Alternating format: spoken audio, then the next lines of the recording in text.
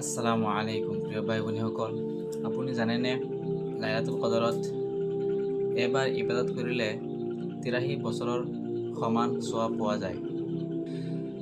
কিন্তু বহু মানুহে নাজানে লাইলাতুল কদৰত নামাজ কেনেকৈ পঢ়িব লাগে। সকলো মানুহে মোৰ ভিডিঅ'টো শেষলৈ চাব।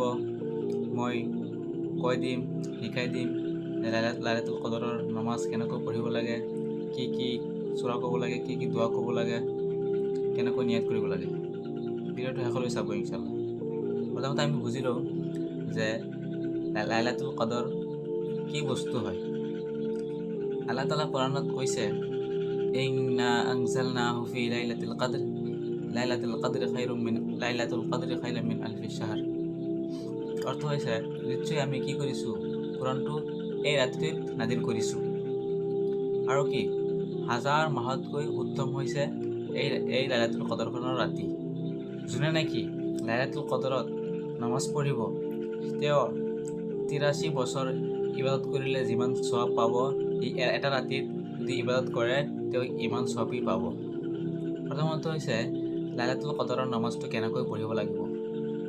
চাওক, আমি এইবিলাক নামাজ যেনেকৈ পঢ়োঁ ঠিক তেনেদৰেই, কিন্তু বিশেষ হাদিছত আছে যে তুমি কি কৰা, এই সূৰাটো দি নামাজটো আদায় কৰা, তেনেহ'লে বেছি সওৱাব পাবা। লাইলাতুল কদৰৰ ৰাতিত নফল নামাজ আৰু তাহাজ্জুদ বেছি পঢ়িব লাগে। প্ৰথমতে হৈছে যে নিয়ত কৰক, মই আল্লাহৰ সন্তুষ্টিৰ কাৰণে মই নফল নামাজৰ নিয়ত কৰিছোঁ। এইটো নিয়ত কৰিলে হৈ যাব। 2 নম্বৰ হৈছে যে নামাজৰ নিয়তটো 2 ৰাকাতকৈ কৰিব লাগিব। 2 ৰাকাত কৰিলেও হ'ব, 4 ৰাকাত কৰিলেও হ'ব, কিন্তু 2 ৰাকাত কৰি নামাজৰ নিয়ত কৰিলে বেছি ভাল। কিমান ৰেখাত 3 নম্বৰ হৈছে কিমান ৰেখাত নামাজ পঢ়িব লাগিব লাইলাতুল কদৰত। 2 ৰাকাতো পঢ়িব পাৰিব, 4 ৰাকাতো পঢ়িব পাৰিব, 6 ৰাকাতো পঢ়িব পাৰিব, 8 ৰাকাতো পঢ়িব পাৰিব, 12 ৰাকাতো পঢ়িব পাৰিব। যোনে যিমান বেছি পঢ়িব তাৰ ইমান বেছি সওৱাব পাব। 4 নম্বৰ হৈছে প্ৰতিটো ৰাকাত সূৰা ফাতিহা পঢ়িব লাগিব, আৰু তাৰ পিছত সূৰা মিলাব লাগিব। তেওঁ কোনোবাই যদি সূৰা ইখলাছ জানে, তেনেহ'লে ইখলাছ 7 বাৰ, 12 বাৰ, 3 বাৰ, এবাৰ পঢ়িলেও হ'ব।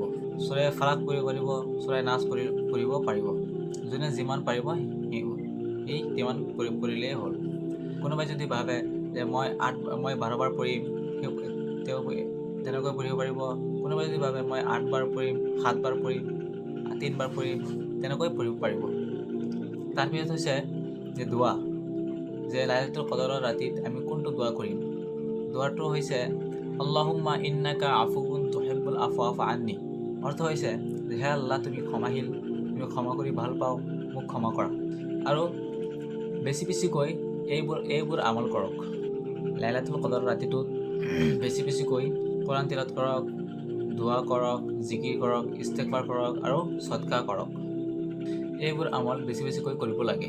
যোনে ভাবি আছে মই ইখলাছ পঢ়িব নাজানো, ইখলাছ সূৰা নাজানো, মই সূৰা মোৰ ফালাক নাজানো, মই সূৰা নাচ নাজানো, যি সূৰা পাৰে, যোনে যি সূৰা পাৰে তেওঁ আলহামদুলিল্লাহ সূৰা পঢ়ি সেইটো সূৰাই পঢ়িব পাৰিব।